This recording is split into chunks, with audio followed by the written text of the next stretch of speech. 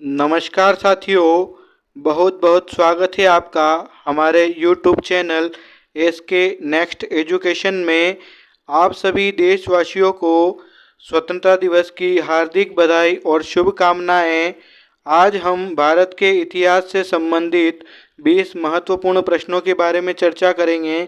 यदि आप किसी भी प्रतियोगी परीक्षा की तैयारी कर रहे हैं तो ये प्रश्न आपके लिए बहुत ही महत्वपूर्ण होने वाले हैं। तो आइए शुरू करते हैं। हम पहला प्रश्न है, सिंधु घाटी की सभ्यता को किस काल से जोड़ा जा सकता है? ऑप्शन है पूर्व पाषाण काल, नव पाषाण काल, परवर्ती पाषाण काल या कांस्य काल। तो इसका सही उत्तर है ऑप्शन डी, कांस्य काल। दोस्तों, तांबा पहली धातु थी जिसका इस्तेमाल मानव ने किया। पत्थर और तांबा दोनों के इस्तेमाल पर आधारित संस्कृतियों को ताम्रपाषाण संस्कृति कहते हैं। कांसा, जो तांबा और रागा की मिश्र धातु है, इसकी खोज भी इस काल में हुई, इसलिए इसे कांस्य युग भी कहते हैं। अगले प्रश्न की ओर बढ़ेंगे। प्रश्न क्रमांक 2 है, हड़प्पा संस्कृति के अवशेष स्थलों का सर्वाधिक संकेंद्रण किस नदी के तट पर मिला है? ऑप्शन है सतलुज के, सिंध के, रावी के या गग्गर के। तो इसका सही उत्तर है ऑप्शन बी, सिंधु के। दोस्तों, हड़प्पा सभ्यता को सिंधु नदी के तट पर और उसके आसपास स्थित होने के कारण सिंधु घाटी सभ्यता के रूप में भी जाना जाता है। सिंधु नदी भारतीय उपमहाद्वीप में भारत गंगा के मैदानों की मुख्य नदियों में से एक है। अगले प्रश्न की ओर बढ़ेंगे।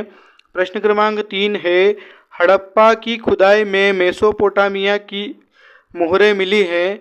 ये मुहरें ऑप्शन है सिंधु घाटी सभ्यता के काल निर्धारण में सहायक हैं। इस बात की द्योतक हैं कि इन दोनों सभ्यताओं के बीच व्यापार होता था। इस बात का प्रमाण है कि सिंधु घाटी सभ्यता के लोग स्वयं मोहरे बनाना नहीं जानते थे या केवल ए और बी। तो इसका सही उत्तर है ऑप्शन डी, केवल ए और बी, यानी सिंधु घाटी सभ्यता का काल निर्धारण में इनकी मुख्य भूमिका रही है और इन दोनों सभ्यताओं के बीच में व्यापार होता था। अगले प्रश्न की ओर बढ़ेंगे। प्रश्न क्रमांक 4 है, सिंधु घाटी सभ्यता के प्रसार क्षेत्र का आकार कैसा था? ऑप्शन है वृत्ताकार, वर्गाकार, आयताकार या त्रिभुजाकार। तो इसका सही उत्तर है ऑप्शन डी, त्रिभुजाकार। दोस्तों, सिंधु घाटी सभ्यता भारत भूमि पर लगभग 13 लाख वर्ग किलोमीटर के क्षेत्रफल में त्रिभुजाकार रूप में फैली हुई थी। यह उत्तर के मांडा यानी जम्मू कश्मीर तक, दक्षिण में देमाबाद महाराष्ट्र तक, पूर्व में आलमगीरपुर उत्तर प्रदेश तक और पश्चिम में सूतकांगेडोर पाकिस्तान तक फैली हुई थी। अगले प्रश्न की ओर बढ़ेंगे। प्रश्न क्रमांक 5 है, हड़प्पा सभ्यता के लोग संभवतः इस्तेमाल करते थे। ऑप्शन है मिट्टी का हल, लकड़ी का हल, लोहे का हल या उपर्युक्त में से कोई नहीं। तो इसका सही उत्तर है ऑप्शन ए, मिट्टी का हल। दोस्तों, हड़प्पा स्थल पर मिट्टी से बना हल बनावली में मिला था। यह हरियाणा के फतेहाबाद जिले में सिंधु घाटी सभ्यता काल से संबंधित एक पुरातात्विक स्थल है। अगले प्रश्न की ओर बढ़ेंगे। प्रश्न क्रमांक 6 है, सिंधु घाटी सभ्यता के स्थानों की खुदाई में मिले अवशेषों से पता लगता है कि इनके मकान प्रायः 2 मंजिले थे। इनके मकान प्रायः 1 मंजिल होते थे।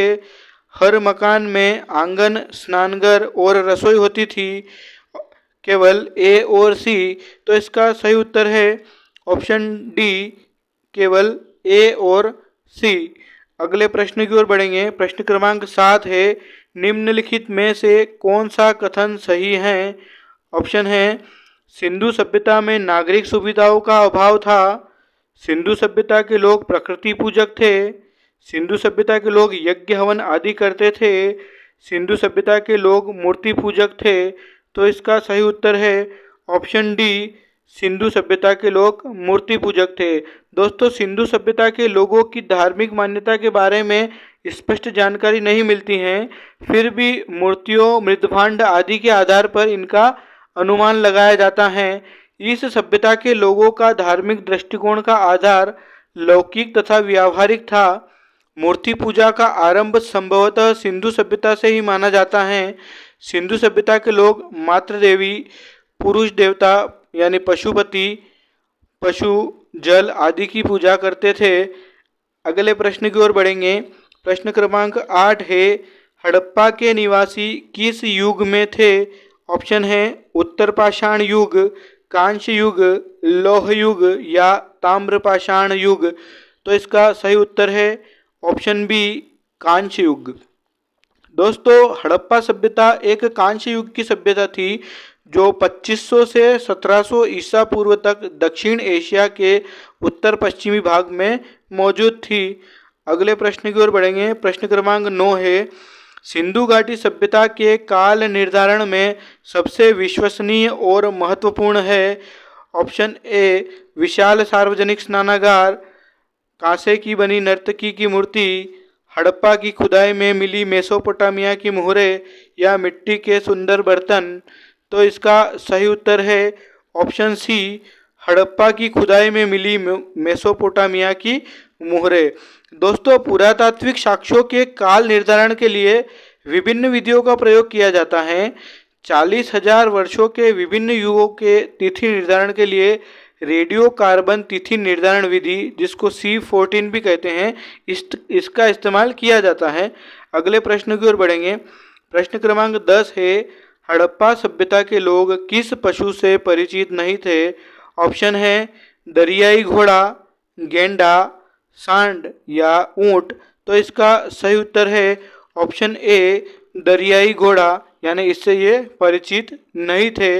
अगले प्रश्न की ओर बढ़ेंगे। प्रश्न क्रमांक 11 है, मोहनजोदड़ो में मिली एक बड़ी इमारत के भग्नावशेष को विद्वान अन्नागार यानी अन्न रखने का भंडार मानते हैं। ऑप्शन है कच्ची ईंटों का बना था, धूप में सुखाई गई ईंटों का बना था, पक्की ईंटों का बना था या पत्थर के टुकड़ों का बना था। तो इसका सही उत्तर है पक्की ईंटों का बना था, ऑप्शन सी। अगले प्रश्न की ओर बढ़ेंगे। प्रश्न क्रमांक 12 है, सिंधु सभ्यता के लोग विश्व की तत्समकालीन सभ्यताओं से किन बातों में आगे थे? ऑप्शन है कपास की खेती, उत्तम नगर आयोजन, पक्की ईंटों का प्रचुर प्रयोग या ए बी सी तीनों। तो इसका सही उत्तर है option D, A B C तीनों। यानी ये कपास की खेती भी करते थे और इनका जो नगर आयोजन था, ये नगर आयोजन में ये बहुत ही महत्वपूर्ण भूमिका निभाते थे। और तीसरा ऑप्शन है इसका पक्की ईंटों का प्रचुर प्रयोग, यानी मकान बनाने में ये पक्की ईंटों का उपयोग करते थे। अगले प्रश्न की ओर बढ़ेंगे। प्रश्न क्रमांक 13 है, हड़प्पा वासी किस फसल से अनभिज्ञ थे? ऑप्शन है गेहूं, जौ, राई या गन्ना। तो इसका सही उत्तर है ऑप्शन डी, गन्ना। दोस्तों, सिंधु घाटी में कृषि पूरी तरह से अच्छी मिट्टी और तकनीकी सुधार पर निर्भर थी। गेहूं, जौ, मटर, मसूर, अलसी और सरसों के बीज सर्दियों में बोए जाते थे, जबकि बाजरा, तिल और चावल गर्मियों में बोए जाते थे। अगले प्रश्न की ओर बढ़ेंगे। प्रश्न क्रमांक 14 है, सिंधु घाटी सभ्यता के लोग नाना प्रकार की सब्जियां, अन्न तथा फलों का उपयोग करते थे। मुख्य रूप से वे, ऑप्शन है निरामिष भोजी थे, सामिष भोजी थे, निरामिष तथा सामिष दोनों का सेवन करते थे या केवल फल और दूध लेते थे।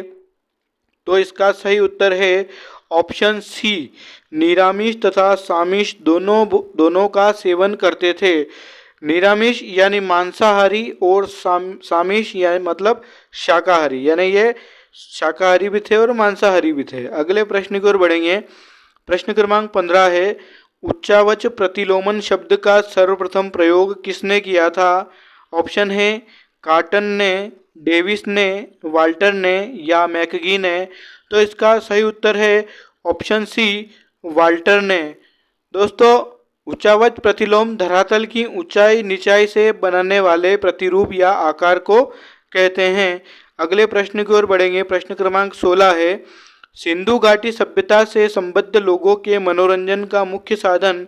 ऑप्शन है रथों की दौड़ तथा शिकार था, नृत्य और गायन था एवं पासे यानी चौपड़ खेलने में भी उनकी रुचि थी, बैलों की लड़ाई देखना था या द्युत क्रीड़ा थी?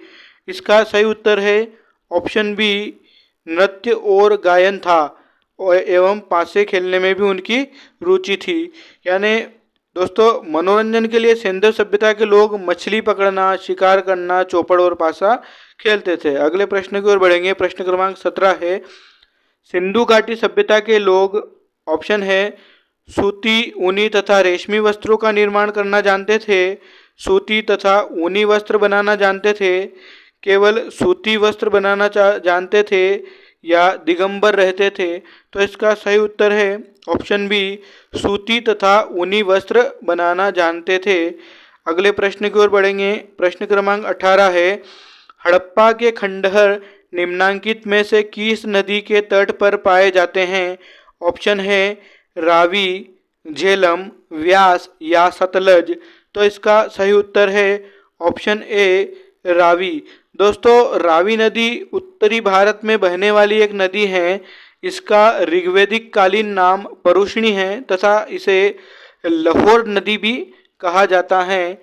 अगले प्रश्न की ओर बढ़ेंगे। प्रश्न क्रमांक 19 है, मोहनजोदड़ो की खुदाई से पता चला है कि तत्कालीन मकान, ऑप्शन है, पक्की ईंटों से बनाए जाते थे, कच्ची ईंटों से बनाए जाते थे, लकड़ी से बनाए जाते थे या पत्थर से बनाए जाते थे? तो इसका सही उत्तर है ऑप्शन ए, पक्की ईंटों से बनाए जाते थे।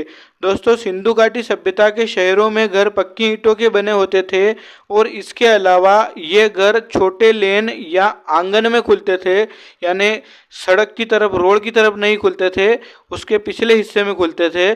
सिंधु घाटी सभ्यता पहली सभ्यताओं में से एक है जो अपनी शहरी योजना, धातु विज्ञान, हस्तकला तकनीक, जल आपूर्ति प्रणाली और जल निकासी प्रणाली के लिए जानी जाती है। अगले प्रश्न की ओर पढ़ेंगे। प्रश्न क्रमांक 20 है, सिंधु घाटी की सभ्यता कहाँ तक विस्तृत थी? ऑप्शन है पंजाब, दिल्ली और जम्मू कश्मीर, राजस्थान, बिहार, बंगाल और पंजाब, पंजाब, राजस्थान, गुजरात, उड़ीसा और बंगाल, पंजाब, राजस्थान, गुजरात, उत्तर प्रदेश, हरियाणा, सिंध और बलूचिस्तान? तो इसका सही उत्तर है ऑप्शन डी, यानी ये सभ्यता पंजाब, राजस्थान, गुजरात, उत्तर प्रदेश, हरियाणा, सिंध और बलूचिस्तान यहाँ तक फैली हुई थी। अगर आपको वीडियो पसंद आया हो तो इसे लाइक कीजिए, शेयर कीजिए और हमारे चैनल को सब्सक्राइब कीजिए ताकि आने वाले वीडियो की नोटिफिकेशन आपको प्राप्त हो सके। तो कल मिलते हैं नए 20 प्रश्नों के साथ। Thank you.